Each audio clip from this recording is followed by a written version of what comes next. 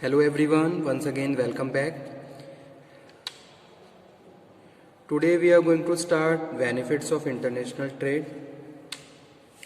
And in the previous video lectures we have already discussed about the introduction, meaning, features of international trade, basics of international trade, factors affecting international trade.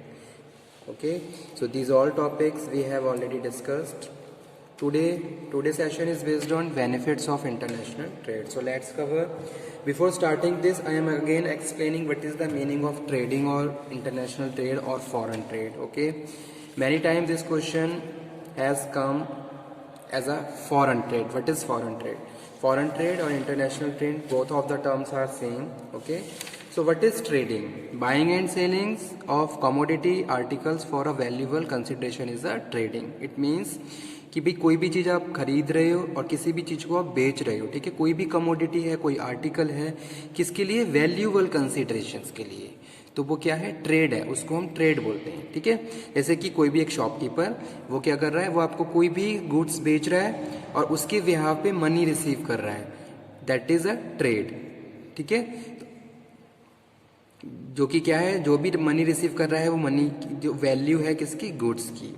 Okay, so buying and selling of goods and services is known as trading. Okay, now question is, what is domestic trade? Domestic trade means buying and selling of goods and services within the country is known as domestic trade. ठीक है, country के अंदर ही buyer है और country के अंदर ही seller है और वहाँ पे बाइंग और सेलिंग चल रही है गुड्स और सर्विसेज की, तो इसको हम डोमेस्टिक ट्रेड बोलते हैं। Now question is, what is foreign trade? So foreign trade is known as buying and selling of goods and services outside the boundaries of country. Means to say, beyond the boundaries of the country, outside the boundaries of the country, trading is going on. Means to say, buying and selling of commodity is going on. Okay, यानी कि देश की सीमा से बाहर जाके सामान खरीदना या बेचना, इसको हम क्या बोलते हैं? इंटरनेशनल ट्रेड और फॉरेन ट्रेड बोलते हैं। So one definition is, foreign trade is exchange of capital, goods and services across international borders or territories. Okay,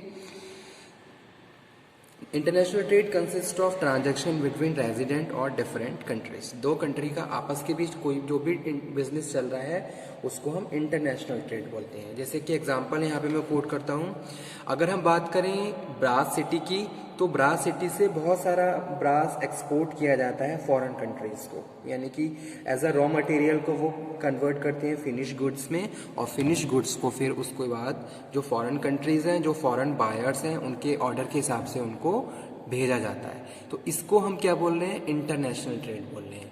यानी कि outside the boundaries of country, अगर आप कोई गुड्स बना रहे हो और दूसरे देश में बेच रहे हो तो इसको फॉरेन ट्रेड बोलते हैं, ठीक है। Now today session is based on benefits. कौन कौन से बेनिफिट्स होते हैं इंटरनेशनल ट्रेड के? इंटरनेशनल ट्रेड अगर हम कर रहे हैं तो उसका क्या फ़ायदा होता है, किस तरीके से ये हमारे लिए मोस्ट इंपॉर्टेंट रोल प्ले करता है और कौन कौन से इसके मेन बेनिफिट्स होते हैं। Okay, so the main benefits of international trade are, first one is goods and services. Okay, so अगर हम इंटरनेशनल ट्रेड की बात कर रहे हैं तो इंटरनेशनल मार्केट में varieties of goods and services available है, ठीक है, जो कि हमारे लिए क्या है? मोस्ट इंपॉर्टेंट रोल प्ले करता है। As a market become global, more goods and services made available at a lower cost. तो कंज्यूमर के लिए एक तो क्या है, बहुत सारे अल्टरनेटिव्स हैं, दूसरा लो कॉस्ट पे varieties of goods and services available हैं। ऐसे में हम अपने इंटरेस्ट के हिसाब से जो भी गुड्स हमारे लिए सूट करता है उसको हम परचेज कर सकते हैं। तो ये क्या है? मोस्ट इंपॉर्टेंट बेनिफिट्स है कंज्यूमर्स के लिए, क्योंकि इंटरनेशनल मार्केट में there are number of alternatives, there are number of बहुत सारे अल्टरनेटिव्स हैं जो कि लोअर कॉस्ट में अवेलेबल हैं, जहां वाइड ग्रुप ऑफ पीपल की डिमांड क्या क्या होती है, बढ़ती है, ठीक है, और वो अपने लिविंग स्टैंडर्ड को और ज़्यादा इंक्रीज कर सकते हैं। तो पहला पॉइंट, पहला benefit, first benefit is goods and services. There are varieties of goods and services available in the international market at a lower और cheaper cost, and you can avail the services on that price and increase your living standard, और आप अपने living standard को और ज़्यादा बढ़ा सकते हो, ठीक है। जैसे कि यहाँ पे हम बात कर रहे हैं, in addition global competition and cheap import keep control price so that inflation is less likely to be economic growth. तो कहीं ना कहीं इन सब चीज़ों की वजह से हमारी इकोनॉमिक ग्रोथ भी बढ़ रही है। जैसे अगर हम इंडिया की बात करें, इंडिया में ज़्यादा से ज़्यादा अगर हम एक्सपोर्ट करेंगे तो कहीं ना कहीं उसका इफेक्ट हमारे देश की इकोनॉमिक ग्रोथ पे भी पड़ेगा, हमारी इकोनॉमिक ग्रोथ और ज़्यादा बढ़ जाएगी क्योंकि जीडीपी बढ़ेगा, ठीक है। उसके बाद सेकंड वन है फाइनेंशियल मार्केट। सेकंड जो बेनिफिट है इंटरनेशनल ट्रेड का वो है financial market. Financial market, economic growth require investment of capital. अगर हम चाहते हैं कि हमारी कंट्री की इकोनॉमिक ग्रोथ बढ़े तो हमें क्या करना पड़ेगा, नए नए चीज़ों में इन्वेस्टमेंट करना पड़ेगा। जैसे कि बहुत सारे बिजनेसमैन हैं, अपने बिजनेस को और ज़्यादा बढ़ा रहे हैं, ठीक है, एंटरप्रेन्योर हैं, नए नए आइडिया ला के अपने बिजनेस को और ज़्यादा डेवलप कर रहे हैं। तो कहीं ना कहीं जितना ज़्यादा इन्वेस्टमेंट होगा, जितना ज़्यादा इन्वेस्टमेंट ऑफ कैपिटल होगा, उतना ही ज़्यादा हमारा इकोनॉमिक ग्रोथ बढ़ेगी। Globalized capital market attract investor to most favourable financial market, ठीक है।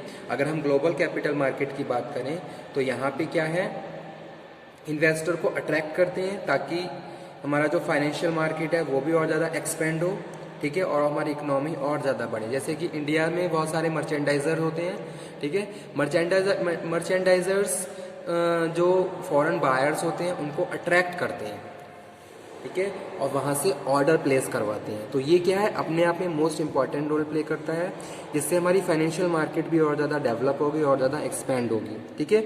और कहीं ना कहीं जो इन्वेस्टर मैक्सिमाइज देयर रिटर्न, जो इन्वेस्टर्स होंगे उनको रिटर्न्स मिलेंगे, और ये सारी चीज़ें कहीं ना कहीं हमारी इकोनॉमिक ग्रोथ के लिए विटल रोल प्ले करती हैं, एक इंपॉर्टेंट रोल प्ले करती हैं।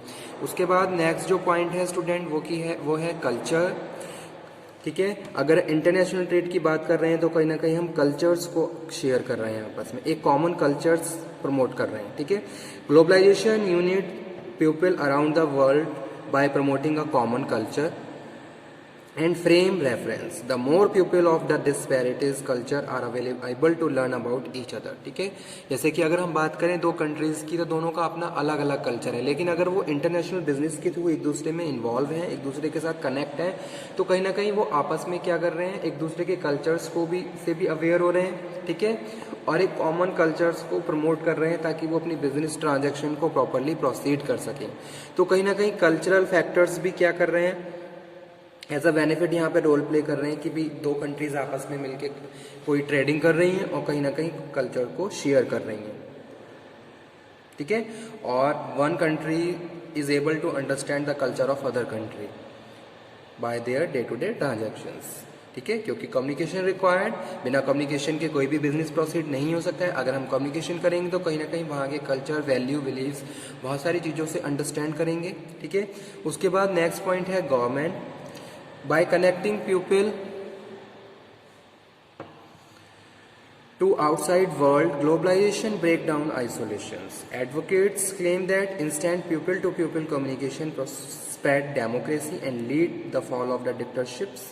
ओके तो कहीं ना कहीं गवर्नमेंट का इन्वॉल्वमेंट बीच में जो हो रहा है, जिससे क्या हो रहे हैं, जो भी बायर और सेलर्स हैं वो क्या हो रहे हैं, अवेयर हो रहे हैं। अगर हम किसी भी बिजनेस को प्रोसीड करें तो उसमें सर्टेन रूल्स एंड रेगुलेशंस होते हैं, बहुत सारे प्रोविजंस इम्पोज होते हैं। जैसे कि अगर आप कुछ भी मैन्युफैक्चर कर रहे हो तो according to the factory act 1948 जो भी मेन प्रोविजंस हैं वो आपको फॉलो करने होंगे, ठीक है। यानी कि गवर्नमेंट इन्वॉल्वमेंट है, कहीं ना कहीं वहाँ से भी हम बहुत सारी चीज़ों से अवेयर हो रहे हैं, तो ये भी एक बेनिफिट की तरह काम करता है। प्लस जिस भी कंट्री को हम एक्सपोर्ट कर रहे हैं वहाँ की गवर्नमेंट के रूल्स एंड रेगुलेशन से भी हम क्या होंगे, अवेयर होंगे, ठीक है, अगर मैं एज अ एक्सपोर्टर या बायर काम कर रहा हूँ, ठीक है।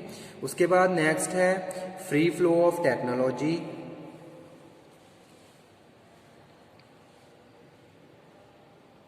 Free flow of technology globalization help for new technology from advance country to the developing countries, ठीक है।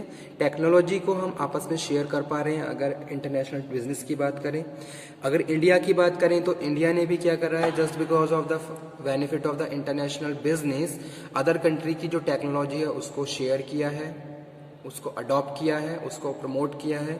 तो कहीं ना कहीं फ्री फ्लो ऑफ टेक्नोलॉजी है जो कि इंपॉर्टेंट रोल प्ले करता है किसी भी कंट्री की इकोनॉमिक ग्रोथ को बढ़ाने में, ठीक है। अगर हम बात कर रहे हैं प्रोडक्शन की बात करें या फिर अगर इंडिया है तो एग्रीकल्चर फैक्टर की बात करें, तो कहीं ना कहीं टेक्नोलॉजी एडवांसमेंट के थ्रू ही हम अपने प्रोडक्शन को इंक्रीज कर सकते हैं और जो भी हमारा जो जीडीपी है और नेशनल इनकम है उसको और ज़्यादा राइज कर सकते हैं, ठीक है। तो free flow of technology also play very important role as a benefit of the international business. After that next one is increase in industrialization. कहीं ना कहीं इंडस्ट्रियलाइजेशन बढ़ रहा है। अगर बहुत सारे बायर हैं, बायर्स के ऑर्डर मिल रहे हैं, तो कहीं ना कहीं आप क्या कर रहे हो, नई नई यूनिट्स ओपन करोगे ताकि टाइम पीरियड के हिसाब से आप उन ऑर्डर्स को कंप्लीट कर सको और एक्सपोर्ट को कंटिन्यू कर सको, यानी कि बिजनेस को कंटिन्यू कर सको, ठीक है। तो कहीं ना कहीं क्या हो रहा है, ये सारी चीज़ें इंडस्ट्रियलाइजेशन को इंक्रीज कर रही हैं। Free flow of technology, free flow of capital along with the technology enable the developing countries to boost up industrialization in their countries. और इंडस्ट्रियलाइजेशन होगा तो कहीं ना कहीं जॉब अपॉर्चुनिटीज़ बढ़ेंगी, और जॉब अपॉर्चुनिटीज़ बढ़ेंगी तो कहीं ना कहीं इनकम बढ़ेगी। तो ये क्या है, इस तरीके से हमारे लिए किसी भी कंट्री की इकोनॉमी के लिए बहुत ज़्यादा बेनिफिट रहता है, ठीक है। Balance development of world economies, तो जो वर्ल्ड इकोनॉमीज वर्ल्ड लेवल पे बात करें, ग्लोबल लेवल पे बात करें, तो हर कंट्री की इकोनॉमी बढ़ रही है, ठीक है। क्योंकि इंटरनेशनल मार्केट में varieties of goods and services available हैं जो अलग अलग कंट्रीज से आते हैं, ठीक है। तो कहीं ना कहीं कंट्रीज का आपस में एक्सपोर्ट और इम्पोर्ट वर्ल्ड इकोनॉमी को और ज़्यादा इंक्रीज कर रहा है। Increase in production and consumption, increase industrialization, the global leads to increase the production and the result balanced industrial development along with the increase in income which enhance the level of consumption, ठीक है। तो लोगों की जितनी ज़्यादा income बढ़ेगी उतना ज़्यादा उनका कंजम्पशन लेवल बढ़ेगा, ठीक है। जब हमारी नीड कंप्लीट हो जाती है तो हमारी वांट अराइज होती है, जब वांट कंप्लीट हो जाती है तो हमारी डिज़ायर अराइज होती है। तो इस तरीके से जितनी इनकम बढ़ेगी उतना ही लोगों को फ़ायदा होगा और उतनी उनका कंजम्पशन लेवल भी इंक्रीज़ हो जाएगा, ठीक है। तो जो कि प्रोडक्शन के लिए मोस्ट इंपॉर्टेंट रोल प्ले करता है। तो नेक्स्ट बेनिफिट यही है, increase in production and consumption. उसके बाद नेक्स्ट है lower price with higher quality. कम से कम प्राइस पे high quality goods and services available है जो कि पॉसिबल है just in the international market, ठीक है। इंटरनेशनल मार्केट में varieties of goods and services available हैं जो कि कम से कम कॉस्ट में हम वहाँ पे उन सर्विसेज को अवेल कर सकते हैं। Indian consumers have already been getting the products of high quality at a lower price. Increased industrialization, spread of technology, increased production and consumption level enable the companies to sell the product high quality at a lower cost, ठीक है। जितना ज़्यादा competition होगा उसी तरीके से हमारा जो कम से कम कॉस्ट में ज़्यादा से high quality goods and services production भी प्रमोट होगा, ठीक है। और so these are the benefits of the international trade. Goods and services, financial market, culture, government, conflict resolution, conflict more economically interdependent, the world become more people will trade, communicate with other, ठीक है। तो इससे जो हमारे जो political relation है जो वो भी हेल्दी होंगे, ठीक है। अगर कोई कॉन्फ्लिक्ट चल रहा है किसी भी कंट्री में आपस में तो उसको भी सॉर्ट आउट किया जाएगा। इसके लिए स्टूडेंट बहुत सारी इंटरनेशनल ऑर्गेनाइजेशंस हैं वो भी इम्पॉर्टेंट रोल प्ले करती हैं, जैसे कि वर्ल्ड ट्रेड ऑर्गेनाइजेशन है, जो भी इसके मेंबर कंट्रीज़ हैं उनको उनकी म्यूचुअल पीस की तरह काम करती हैं ताकि उसका इफेक्ट उनकी ट्रेडिंग पे ना पड़े और कॉन्फ्लिक्ट कोई अराइज ना हो, ठीक है। तो ये सारे क्या हैं, ये सारे बेनिफिट्स हैं इंटरनेशनल ट्रेड के, फॉरेन बिजनेस के, जो हर किसी भी कंट्री के लिए मोस्ट इंपॉर्टेंट रोल प्ले करते हैं। Thank you very much.